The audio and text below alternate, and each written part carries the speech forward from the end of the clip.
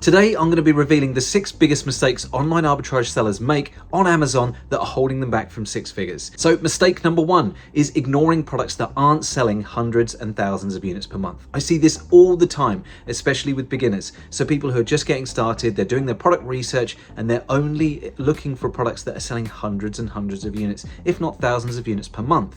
But the beautiful thing about the online arbitrage model is that we don't need products that sell hundreds and hundreds of units per month. We'll absolutely take them, right? But so many people that I see when they first get started with this are using it as a filter. So they are coming back to me and saying, hey Josh, I've been looking for products, I've been doing what you told me to do, but I can't find anything. I can't find anything that's actually selling. So when I get down to the details with them, their criteria for what's selling is products that are selling hundreds and hundreds of units per month. But the reality of what we do when we're buying from online retailers, hopefully you're familiar with the model. So we essentially buy these discounted products from online retailers and we flip them back onto Amazon for a profit. But the nature of buying from an online retailer means that we can't be ordering these products in like bulk. We can't go and order 50 units because the retailers are not used to that. They're going to cancel the order. So we have to be a little bit more under the radar and order in small quantities. The sweet spot that we've found over the years is between 3 and 5 units. 3 to 5 units is a great way of being able to test a product. So let me ask you, if you are selling only 3 to 5 of one particular product, a quantity of 3 to 5, why do you need that product to be selling hundreds a month? You don't. I mean, again, it's nice if it does because it means our sale will turn around faster. But let's say, for example, it's only selling 10 to 15 units per month and you buy 5. Well, 15 units per month is a sale every other day, there or thereabouts. That means that you would be sold out within a matter of weeks, which is exactly what we're looking for. So the solution to not buying these products is to weave in a range of products that do have lower sales volume. They are typically lower competition because honestly, so many people make this mistake. The vast majority of people who get started with this business model make this exact mistake, and so there is so little competition in the low sales volume products. The products that are selling hundreds a month, you'll see hundreds of sellers on the listing, whereas products selling 5, 10, 15 units per month, they've got 2 or 3 sellers on them. If you actually work it out, products selling hundreds a month divided by hundreds of sellers is probably not much different from products selling 10, 15 units a month with only 2 or 3 sellers on the listing. The fewer sellers there are, the more sales there are to go around everybody, right? So that is mistake number 1, not paying attention to the smaller selling products. Definitely weave them in. I promise you will not regret it. Mistake number 2, only selling ungated products. Again, I see this all the time. People who are just getting started, they have a brand new Amazon seller account and they're doing their product research and it will say, you need to get approval to sell this product, what we call getting ungated. And for a lot of people, it's a bit of a mysterious unknown. They don't know how to do it. They don't know how to go about it. And to be honest, there's so much misinformation out there. If you search here on YouTube or in the Amazon seller forums or in many Facebook groups, there's a lot of misinformation about getting ungated. And on our YouTube channel, we have a series of different videos that will talk to you about getting ungated. In fact, we recently posted a video that talks about how you can get ungated without an invoice for some major brands. So be sure to check that one out as well once you're done with this video. But don't leave just yet because we're only just into mistake number 2. The solution to this is to get ungated for as many brands as you possibly can. And you can do this by what we call brand stacking. So this is where we get a little bit clever with our ungating applications. For example, just recently I was working with a friend of mine to get ungated for the Hot Wheels brand. Now, many of you will be familiar with the Hot Wheels brand, big brand of toy cars. They do play sets, they do all sorts of different things. They do cross promotions with different brands in the industry as well. Hot Wheels is made by Mattel. In one single purchase to get ungated for Hot Wheels, we can use that same invoice to go ahead and get ungated for Mattel. So not only do we enable ourselves to sell Hot Wheels, we also get Mattel. And if you're really smart about it, you could get some themed Hot Wheels vehicles. I know, there's Barbie ones you can buy. So if you find a place you can buy Barbie Hot Wheels from, not only can you get ungated for Hot Wheels and Mattel, but you can also get ungated for Barbie. So that's my biggest tip when it comes to getting ungated as a beginner. Use the brand stacking method so that you can buy a smaller quantity. It's a smaller investment to get ungated and you can use that same invoice for multiple brands. Only purchasing products that are ungated when you start is a mistake long term. It's okay for you when you're just getting started, especially if you're starting on a smaller budget, but long term, it's where the profits are. Where there is a barrier to entry, that barrier to entry exists for everybody, and there's an investment to get access to sell those brands. It means that there is fewer competition. The biggest competition you'll find is in the highest selling products that are not gated. It means everybody can sell them, and if everybody can sell them, everybody will sell them. And so walk in the opposite direction. If everyone's walking that way, you walk that way.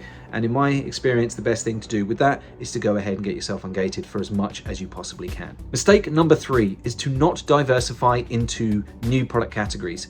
Again, something I see, and it's probably a symptom of what people are learning. You know, if people go through, we have a program where we teach people the step-by-step method for online arbitrage from beginning to end, and give all the tools, resources, and everything like that. And one of the things that we recommend at the beginning of that program is that when you start, you pick a category or a series of categories that you are interested in, that you have an affinity for. For me, when I first got started selling on Amazon, I was very much into video games. I was a collector of old video games, so it was the place I started. I started buying and selling video games, consoles, accessories, things all related to video games. But there came a point where I wasn't able to find as much product as I needed to. Like, I had funds outstanding, I had money left over, and I wanted to be able to invest in more product, but I wasn't able to because I was narrowing my horizons by only investing in one single category. So I decided that I needed to broaden my horizons and start buying another category. So I introduced one new category at a time. And that's the solution here, right? Gradually introduce more new categories, but only do it one at a time. One at a time, because if you do too many all at once, you're going to overwhelm yourself. If you've got to learn a brand new category, it can be a little bit overwhelming. So I introduced toys and games, then I introduced DVDs, then I introduced music, then electronics, and so on and so forth. Now we do pretty much everything: beauty, cosmetics, health and personal care. I will say now, I know nothing about beauty products. It's my kryptonite. I don't know the difference between a moisturizer and a skin healing potion. I don't know. It's just not my thing, right? And so we have people in place that can take care of that for us, who that is their expertise. Do you know what I'm saying? Outsource if required. Don't just assume that because you don't know, you can't source it. There will be someone that you could perhaps bring in, work with a virtual assistant whose specialty is in a category that is your opposite, that's not your specialty. You can focus on the categories that you source well in. But like I say, introduce new ones one at a time, and it will be hugely beneficial for your business. So mistake number 4, not replenishing winning products, and specifically not replenishing them soon enough. So people that I do see who are replenishing products, they're not replenishing them soon enough. The solution to this problem is to replenish immediately after you see those products start selling. For example, when you first send a shipment of products in, I would hazard a guess, I know this happens because it happens to me and it happens to our clients, when you first send the products in, they might not have even reached the fulfillment center yet, but they're already selling, because Amazon obviously know they're on the way. We send them into Amazon's fulfillment centers where they're stored until sold. So Amazon knows they're coming, and in some cases there's products that are in demand. And so Amazon's going to start putting our offers live before the products even physically land. And if people are buying them by that point, they're getting a future projected delivery date that's beyond what they would normally go for. Like Prime subscribers would get 1 to 2 day delivery depending upon where they're based in the world. So if your products are selling before they even land, that is a massive signal to you. Go and replan those products immediately. Go and reorder them. Whether you can reorder them with the same supplier or find new sources to buy them from, my recommendation would be hop straight on, buy some more. You will not regret it, because you'll be able to capitalize off of that one source, that one deal that you previously picked up, and you can do that again and again and again. And hey, look, you should be creating a spreadsheet or a tracking sheet of some description that you can keep a record of these and rebuy them on a regular basis. Mistake number 5, not reinvesting 100% of their profits.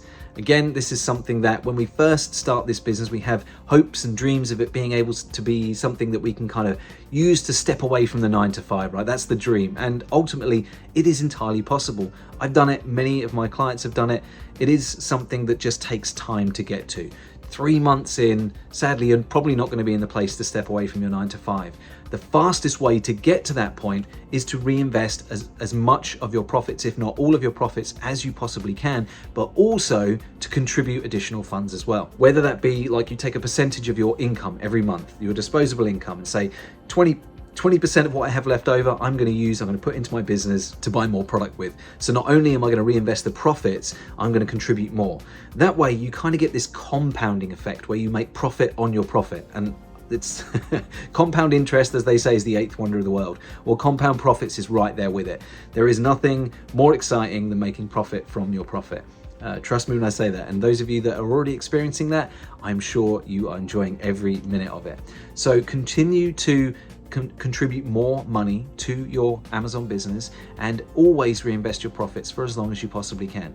Let's say 12, 18 months. By that point, your business will be in great shape and you might be able to start taking some funds out to treat yourself, maybe a vacation for the family, maybe it's just a weekend away or a new car payment, take care of your mortgage payment, whatever it might be for you that gets you excited and keeps you motivated to push along with this business. Treat yourself, but first off, get those profits reinvested for maximum growth in the minimum amount of time possible. And last of all, mistake number 6. So this is something that I see very, very regularly. People disregarding lower price products, only focusing on products that are priced $200, $300, $400, $500 and above. Now, the reason I say don't disregard lower price products if that has been your strategy is because there is so much opportunity to be had in the lower price products. Higher price products tend to not have as high a sales volume as well. Now, I know we talked about not necessarily focusing on high volume products, but at the same time, if we can get a combination of the two, lower price, high sales volume, that can really be helpful. The reason that so many people disregard lower price products is because they're looking at their profitability. They're looking at their ROI. They're looking at all the numbers and they're doing the right things. Absolutely. If you look at a $200 product and you make a 20% ROI, probably bought that for somewhere in the region of $100, you'll probably end up making $20, $30, $40 on that one product. And they'd look at a $20 product and say, why would I waste my time making $4 or $5 when I can, on a single unit, when I can make $20, $30, $40? And I absolutely see the thinking, right? But to eradicate an entire category of products, it's not a category in the terms that we were talking about earlier on, but a profit category, a price category of products is a big mistake. Those products can absolutely contribute to your profitability and they should not be ignored at any cost. And the solution here is if the ROI and the profit meet your minimum criteria, I'd recommend somewhere in the region of a minimum of $3 to $4 and a 20 to 30% ROI. If they meet that minimum criteria and you're going to get a return within a respectable period of time, you're growing your money. It's better off doing that than sitting in the bank. Not to mention the fact that higher priced products have a higher return rate. No doubt, if you're already selling on Amazon using this model, you'll have experienced this.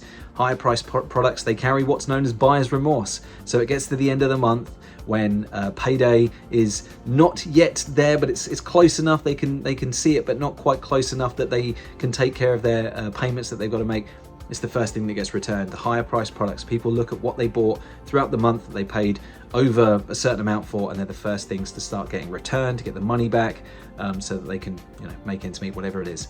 So I prefer not to sell too much of that kind of stuff. I'd rather build up my inventory with smaller priced products with nice profit margins that are repeatable and that I can continue to replen over time. Okay, everybody, so those were my 6 biggest mistakes that are holding online arbitrage sellers back from 6 figures. If you've enjoyed this video, be sure to leave a like. Let me know if you have any questions in the comment section, and be sure to subscribe for more videos just like this one. Thanks everyone, I will see you again.